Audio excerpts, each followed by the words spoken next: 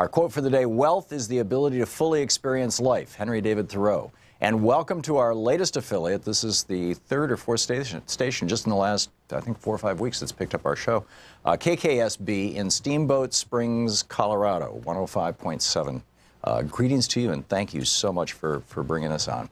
It is Wednesday. It's our first hour, so it's time for Middays with Mark, Congressman Mark Pocan. He is the co-chair of the Congressional Progressive Caucus. He represents the 2nd District of Wisconsin in the U.S. House of Representatives. His website, pocan.house.gov, P-O-C-A-N. You can tweet him at Rep, R-E-P, as in representative, Rep Mark, M-A-R-K, Pocan, P-O-C-A-N. Congressman, welcome back.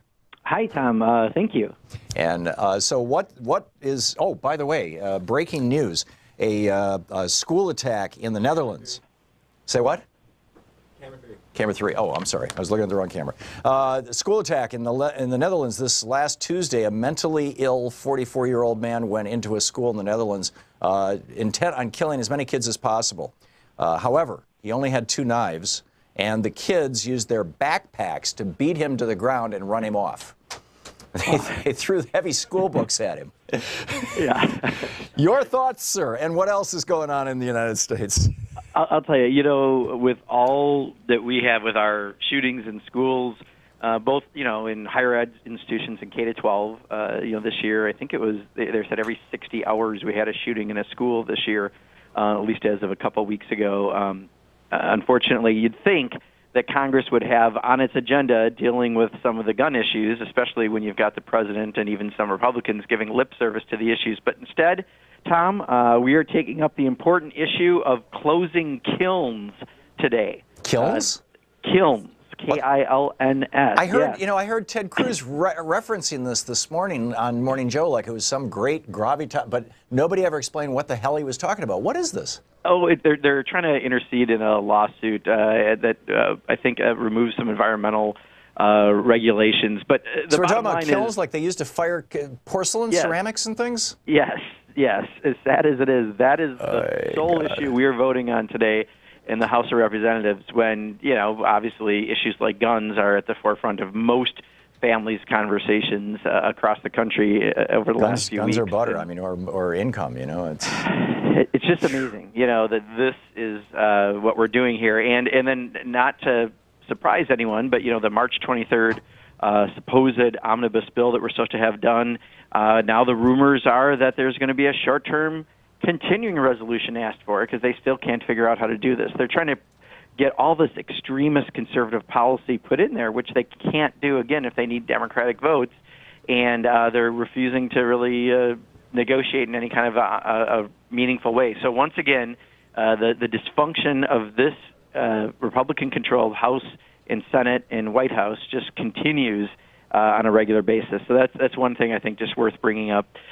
Second, we know Trump had another really awful week. It's gotten to be, it's not like you have 1 or 2 crises a week or even a day. Sometimes it's 6 different things in a day we're juggling that goes on. But, he's had a whole lot more problems, including Stormy Daniels, I guess, popping back up. Mm-hmm. And then the last thing I think that, people are talking about is, all the Texas primaries yesterday. They do have a runoff system, so there's still another layer that has to happen, I believe, in May. But what is interesting is you had as many votes as they've ever had since 2002 on the Democratic side coming out. So while there still were more Republican voters, again, that enthusiasm level is there on the Democratic side. We're seeing even in a lot of districts in Texas where this is coming through. And I know there's a lot of different issues that people might want to talk about around that, but I thought that was good news to share that, we've won 39 state legislative races that have flipped from Republican to Democrat since Donald Trump got elected, and to be fair, 4 that flipped the other way around, but still 39 that went, the right direction. That's significant, and I think this is continuing to show that we're going in the right direction towards the fall. Important and consequential stuff. Meanwhile, the Republicans are spearheading this thing. Mike Crapo in the Senate, this bill to essentially deregulate banks that are up to, I believe, $250 or $300 billion in assets or business or however they value them, which are not the very biggest banks, but they're bigger than, for example, Countrywide was only a $155 billion bank at its peak, and it virtually brought down the U.S. economy. They sold 1 in 5 of all the toxic mortgages in the country. And we've got 17, I believe, Democrats who voted yes on this yesterday. Now they weren't voting for the bill; they were voting to move it forward in the Senate, for the procedure that will eventually lead to a vote.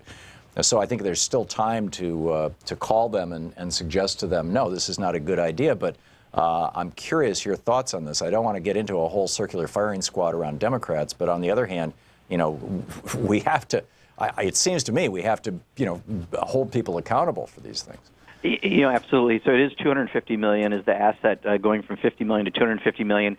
But Tom, it could exempt 25 of the 38 largest banks in the U.S. So you're suddenly getting back to that point where we've got a lot of really, really large banks still doing a lot of risky behaviors and not being regulated in the same way. And even the CBO, our Congressional Budget Office, has said that this could put us more in risk of having the financial ruin that we had in 2008 when you start doing this. So this has been, clearly the priority for the Senate. They're also not talking about guns or health care or the economy. They're talking about, again, relieving pressure on Wall Street so that, the swamp gets bigger when they do that. Yeah. So, I'm calling on people to call their representatives at 202-225-3121, their Democratic representatives, and ask them not to support the bank lobbyist bill. Would you agree with that? Yeah, I mean, absolutely. This is one where, if you want to take the risk just to allow some really big banks to have riskier behavior, that you're going to crash the economy again, go ahead and support the bill. But I think that's just a terrible idea. Yeah. Do you think that there's support in the House for it? I'm sure if they had 17 senators at least vote for it to advance, depending what the final vote is, there will certainly be some Democrats here. So we're going to have work to do here as well. Yeah. And this is presumably the result of an enormous amount of money being spread around by the banks? This town, since Donald Trump came for all his rhetoric around drain the swamp, we've just emboldened special interests and lobbyists more than I've ever seen before. So if people really are concerned about corporate power and Wall Street, I mean, this is exactly what's happened. I mean, that drain the swamp was a great catchphrase, but in reality, we've made it, a free trade zone for special interests and lobbyists in this area, and they've really taken control of the legislative process. Yeah. We only have about a minute and a half till we're going to hit a hard break, so I don't want to start taking calls right now. It wouldn't be fair to the caller. But do you see any possibility? Well, actually, another question for you. This morning, of course, MSNBC was trying to rehabilitate Ted Cruz. Apparently his criticism of Beto O'Rourke, the Democrat who's probably going to run against him, it's down to 2, I think, now. Or maybe Beto won. I don't recall, but anyhow. I think Beto might have run outright, but I could be wrong on that. Yeah, I think he did win because Ted Cruz is specifically attacking him. Yeah. And he's attacking him for using a nickname. Beto is a shortening of his name. But Ted Cruz's first name is actually Raphael. Yeah. so are you expecting continuity or consistency out of Ted Cruz? This is how desperate this guy is. I mean, this is going to be real interesting. It's going to be real interesting. Okay, Congressman Mark Pocan is with us. He will be taking your calls for the hour. It's Middays with Mark on the Thom Hartmann Program.